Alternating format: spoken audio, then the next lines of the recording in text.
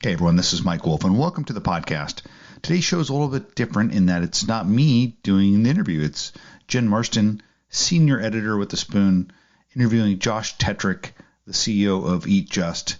And it's a really good conversation because, I've kind of viewed Josh Tetrick as one of the big leaders in this space. And what's so interesting, obviously, about Eat Just is they're pioneering both on the plant-based side, but also on the cultured meat side. And they talk about all this. They talk about some of the recent developments and firsts that Eat Just has achieved in Singapore. They talk about the future of restaurants.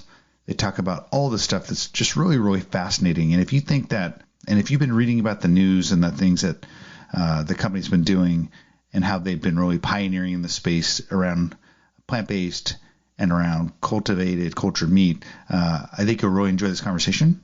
The conversation takes place while Josh is actually in Hawaii, so you'll hear, I think, a little bit of background nature noise, but as you probably would expect. So I hope you enjoy this conversation, and here's Jen and Josh. Let's go ahead and talk a little bit of food, and I'm gonna start by asking not about the cultured stuff or the funding, but actually about restaurants. And I've noticed you've had a few different announcements in the last few months around restaurants, just getting into more restaurants. I know there was the big Canada expansion announced earlier this week as well. So I want to get your thoughts on, first off, do you ever see a point where we're going to have restaurants, and I mean big restaurants, McDonald's or, Starbucks or something, where across the board it is only alternative proteins on their menus? I think that one, if we don't get to that point, similarly, if we don't get to a point where every car dealership only sells an electric car, that our planet will not be in a good state 30 years, 50 years, 100 years from now. So before I tell you whether I think it should happen, I think it's a necessity that it does happen.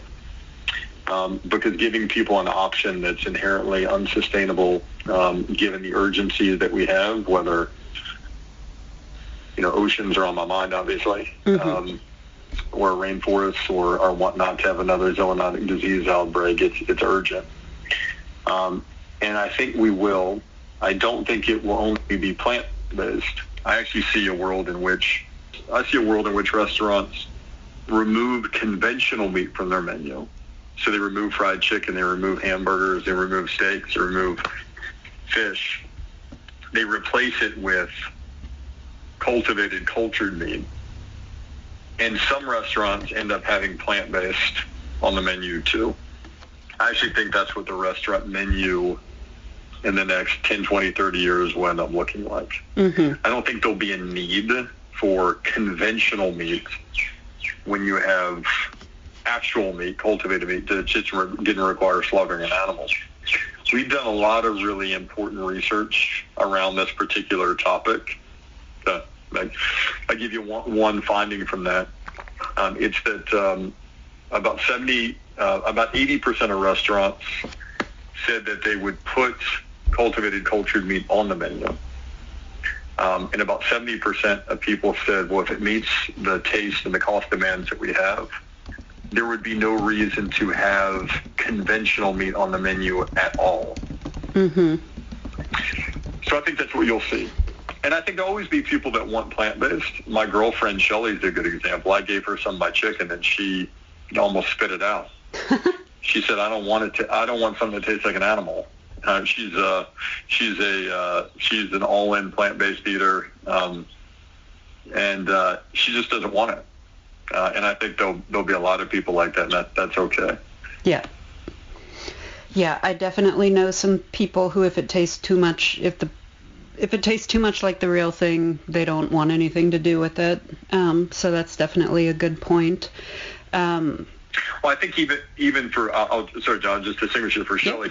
So she actually doesn't mind some of the other plant-based products that do taste like the real thing. I think it was a combination of this literally being an animal. The chickens, not a plant-based. It tastes very much like an animal, but it literally being an animal combined with it tasted just like an animal. Like those two things together were too much for her to take. Yeah, yeah, like, okay. Good. I don't need it. Yeah, fair enough. Yeah, well, along the lines of the cultured meat, the work you all are doing there, and I know there's been a ton of, congratulations, by the way, on all the developments since we last spoke. I mean, that's huge. And it sounds like that's going really well so far over in Singapore with just serving that up at the restaurant. It is, yeah. We've sold to almost 300 people.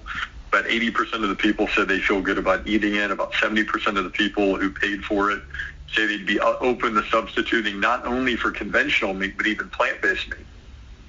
So we're going to be expanding to more restaurants and building a larger manufacturing facility in Singapore to make sure that we're able to meet all the demand. Yeah. I was going to ask, why did you choose Singapore? Was it just that Singapore was most realistic to get regulatory approval first, or is there something about that specific market you were interested in? Yeah. There are a few reasons for it. One is their regulatory approach is often very science evidence-based. And we knew that through working with them on Just Egg. And the more science evidence-based you are, the better for this. The less politics are involved, the better for this. Second reason is that Singapore is a global melting pot. You have people from all over the world there. So when you're wanting to learn how consumers think about this, why they like it, why they don't like it, right? What is causing them to hesitate? You get lots of different cultures. In those, I don't have the exact cultural breakdown, but in those 300 people, you get people from all over the world, young, old, everywhere in between. So that's another important reason. And then the third reason is, more people consume meat in Asia than anywhere else in the world. So as we think about, where we want to set up larger manufacturing facilities for export to, Singapore, in a lot of ways, become the trading hub for Asia. So that was another important reason why we chose Singapore. Mm-hmm. Yeah. So is the plan get into more restaurants next in terms of the cultured meat? Mm-hmm. Okay. Yeah. It is. Cool. And so I want to get your thoughts on, I think, so it seems like in the last few months in the cultured meat space, I have been hearing just nonstop people talking about price parity and cutting price. And, I've got people with these really aggressive timelines. Oh, we're going to reach price. The sector could reach price parity in 5 years or something.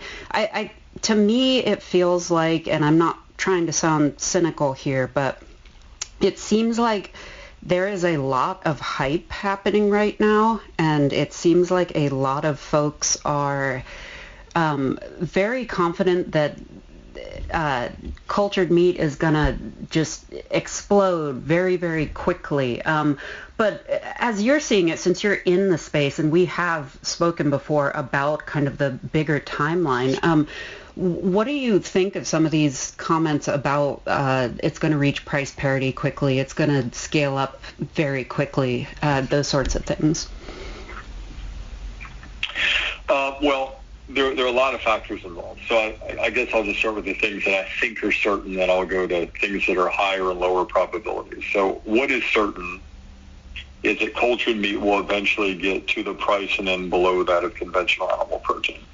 That's going to happen just because I think from looking at the inputs for conventional meat, looking at the inputs for cultured meat, as this gets to higher and higher scale, it will get there. So I do feel certain about that. Well, the next question is a when, right? Does get there mean a year, 5, or 50 years? And that's where there is not 100% probability, but I would say more likely than not, that in the next 10 years, this production process will be, our objective is to get below the cost of chicken, because that means we'll be below the cost of beef and pork. Now, in order for that to happen, then other things need to happen. And those other things include more countries allowing for the sale of it. If you can only sell in Singapore and your market is restricted to the million plus people on the island, well, you're necessarily not going to be producing tens of billions of pounds, which are ultimately required to get to the kind of efficiencies necessary to get below the cost of chicken. So the second thing is dependent on the third thing. And then the third thing is, we are where we are in the U.S. I can't tell you whether the U.S. is going to approve it this year or not, or whether they're going to approve it in 22 or not.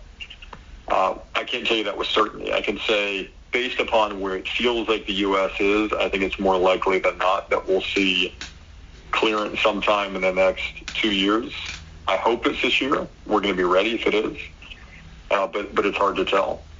Those are it's a question that is, it's hard to answer without nuance, because it's nuanced.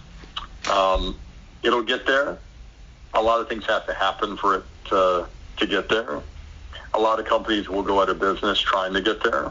It is incredibly capital intensive. It is not easy. It is not straightforward. It requires hundreds of millions of dollars, if not $1 billion plus in investment, ultimately to get there. It's not for the faint of heart. And much like electric car production, you're not going to have tens of thousands of companies making electric cars. You might have tens of thousands of companies making different subcomponents of electric cars. The engine, the battery, the software, but you're only going to have a handful of companies doing the whole thing. And I think that is very analogous to the culture meat industry. Yeah. And also the final thing I'll say is, it is one of the real bright spots for us of what's happening in Singapore. It's one thing to talk about where production costs are going if you're only making stuff for your friends and family and boyfriend and girlfriend and your fancy investors, which is the case for us up until we got clearance and every other company other than us. It's another thing when you need to scale up to meet the demands of hundreds, then thousands, then 10,000, then 1 million people. You learn a lot about producing more when you actually can produce more. So there's going to be a ton of learnings that happen as that scale-up process happens. Some might be surprising on the downside, and some might be surprising on the positive side. But that we'll learn as we make it happen. Yeah. Mm-hmm. How challenging has because I know also a part of just, it will be a part of getting just consumers on board with this is obviously not just price parity, but also parity around taste and texture and the actual product and everything. So how difficult has that been for you all to really get a product that's from just it's a piece of food perspective appealing to consumers? Yeah. So I'll put that in the first thing that I'm certain at some point, again, whether it's 5, 10 years, and I sure hope it's not 30 years, we'll be below the cost. The second thing that I am certain about is we'll eventually get to the point where not a single person can tell the difference, because there's literally no difference at all. Today, in the work that we've done, about 70% of the people think, and Andrew will send you this data just so you can see the actual data, about 70% of people think it tastes as good or better than chicken today. And there's still a lot of work we want to do on texture. We're going to be rolling out a chicken breast, which is a more advanced structural product. But the challenge that still stands in front of us, even if we get cost, even if we solve for taste and texture entirely, is consumer perception. So in this work that we've done, the words that make people want to buy, the feelings, the ideas that make people want to buy this are feelings like ideas like you don't need to kill an animal, it's better for the environment, it's safer, it's a clean process, it tastes good, the texture is on, the nutritionals are the same, it's free of antibiotics. Those are bywords. And I'm not into these words, right? Include lab, sells. It's a confusing process. It's an unnatural process. I'm not saying these things are right. I'm just saying this is what a consumer feels. Mm-hmm. And I think ultimately you could get your costs right. You could get the taste and texture just perfect. But you're still left with the most important thing is the consumers want to buy it, right? Just because you get taste and content doesn't necessarily mean consumers are going to want to buy it, because these things might be holding them back. So it's really important that we address that stuff now. We build a brand around addressing that stuff head on. We know many consumers will think it's unnatural. That's okay. Let's deal with it. And we want to deal with it by, in a more thorough way, explaining our process, contrasting it to the conventional process, eventually having a digital platform that allows consumers to really interact with this stuff a little bit more so they can get familiar with it. We need to normalize this method of production so it's not so opaque to consumers, because when it's confusing, many brains will naturally jump to, this just isn't natural. And we have found quite a stark difference between consumers over the age of 20 and consumers under the age of 20. Consumers under the age of 20, when you say this is making meat in a different way, sell the culture, they're like, okay, I got it, sounds good. Yeah. The more you get over 20, the more you're a bit skeptical of that strange process. Yeah, I think that is definitely something I wanted to talk about for a little bit.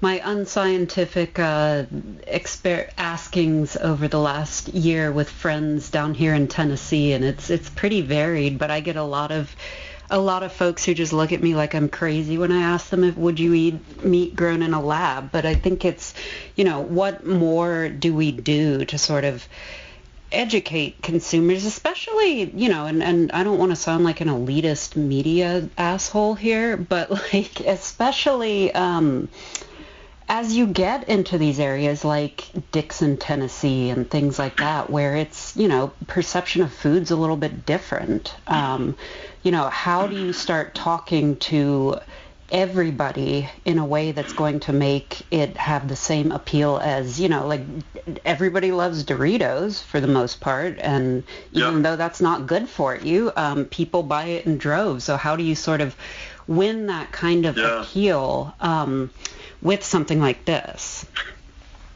I think I think there are a couple components. I think a big component is allowing people to experience it. So I'll use a car analogy. So I would bet when I grew up in Alabama, and 10 years ago, if I was in Birmingham and I was talking to some of the friends I grew up with, and I said, all right, Gabe, Gabe's a friend of mine in Alabama. All right, Gabe, would you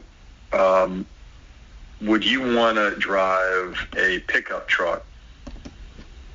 Doesn't have an internal combustion engine, so it's not going to give you the rev that you're used to. It's electric pickup truck. Would you be down with buying that? I'm almost certain Gabe would say, hell no. Mm-hmm. But when Tesla comes out with that pickup truck that I saw them demoing, and if Gabe went to one of their Tesla stores in Alabama, I don't think they have a Tesla store in Alabama, but they should eventually, and he gets in that truck, and he starts it, and then he goes on the backcountry roads with it, and then I say, Gabe, are you in that pickup truck? I bet he says yes. There's a perception of something, and then there's an experience of something. And the most important thing we think you can do to change their perception is allow people to experience in a concrete way, not in a theoretical, abstract way. Because we found you're going to get an entirely different impressions. That's one really important thing, which means we got to get out to more people, right? Mm-hmm. We got to get out to more restaurants and more retailers and allow people to have the ability to actually access it. There are other analogies and plant-based milks too. The second thing is I think you need to talk about this in a way that is not so technical that you lose people, but is concrete enough where you're not hiding things from people. Mm-hmm. And that's a hard balance, like truthfully, right? Because the more you unpack, the more you're being open about it. But the more you unpack, sometimes people can just get lost in the science. So I think it's about finding the right balance of not getting so technical that people's eyes just glaze over, but concrete and technical enough that people don't walk away from that interaction, whether that's a label interaction or a commercial interaction or a menu interaction or a one-to-one interaction, where they're like, okay, I don't feel like anything has been hidden from me. I understand what it is. One thing that we've actually found to be effective is to say, yes, it is true the meat is made in a large stainless steel vat. True statement, right? And it's a little, like that statement can be, I think we found both a little off-putting to people and maybe a little liberating to people. Because there's a little bit of a large stainless steel vat. But then they're like, okay, I get it. You're not trying to hide the ball from me. And then when you contrast how conventional meat is, they tend to feel a little bit better with it. So I think experience, number one, people just got to experience it. And then two, I think talking about in a way that is a little bit more relatable. Yeah, I think that's definitely.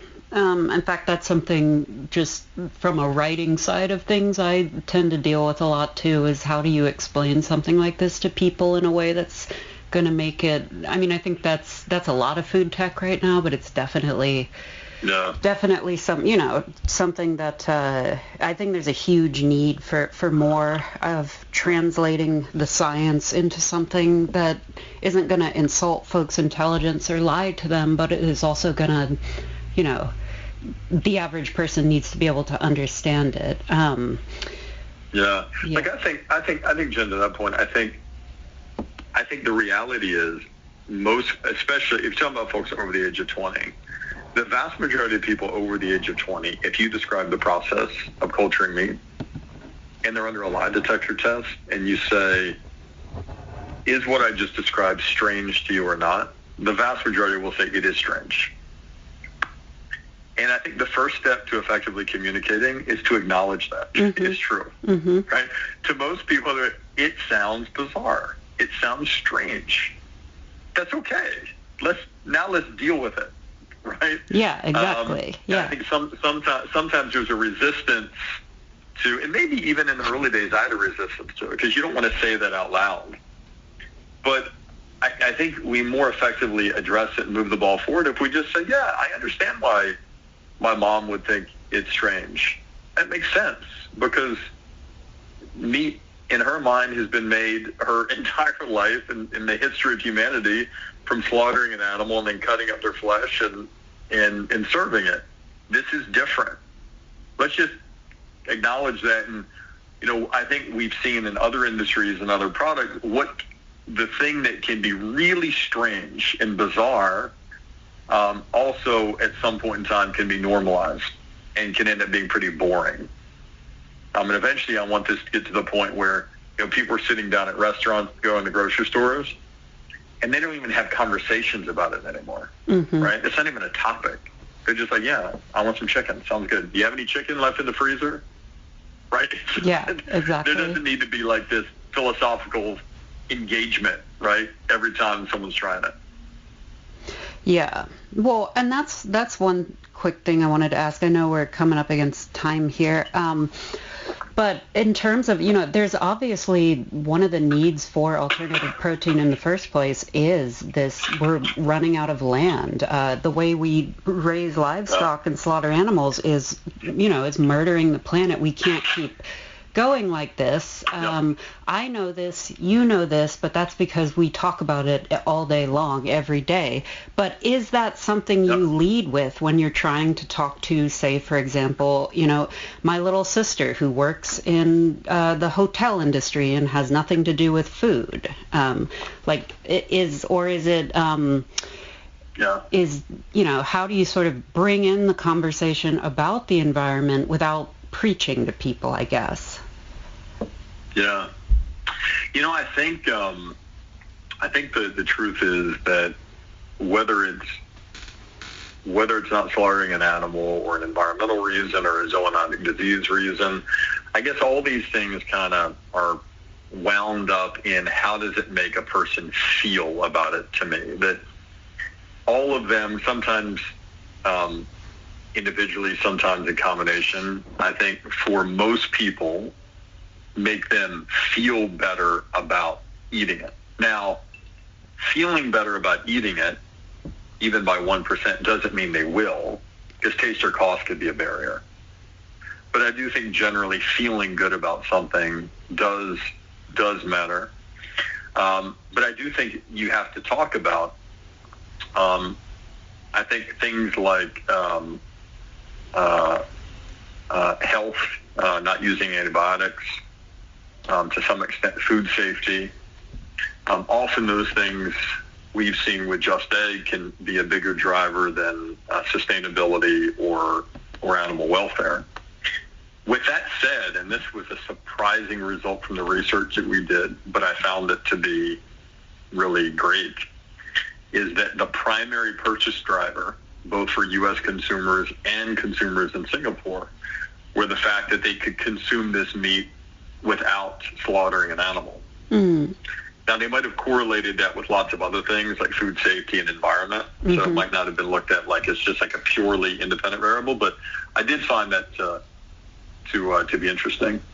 But yeah, I mean, you gotta talk about it in a way that, if I was talking to my mom about this, my mom's not vegan or vegetarian. She never will be. I love her, but that's just not not her. Yeah. If I was talking to my mom about this, I would focus on, Mom, the fried chicken used to make me, so it tastes like that.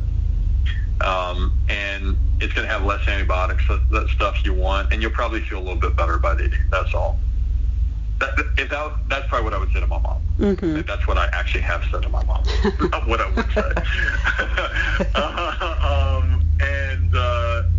She's biased, obviously, because she's my mom. So saying that worked on her, it doesn't really work on everyone else. But you get the gist. Mm-hmm. Yeah, absolutely. Makes sense. Okay, cool. Well, I think we're through kind of the stuff I wanted to talk about. Anything you want to bring up while we're here? No. Okay. No, that's all. That's it. Yeah, it's good to check in and just get your thoughts on some of these things. So, well, thanks, all right. guys. Thank you. Appreciate it. Appreciate it. All right. Take care. Take care, guys. Bye.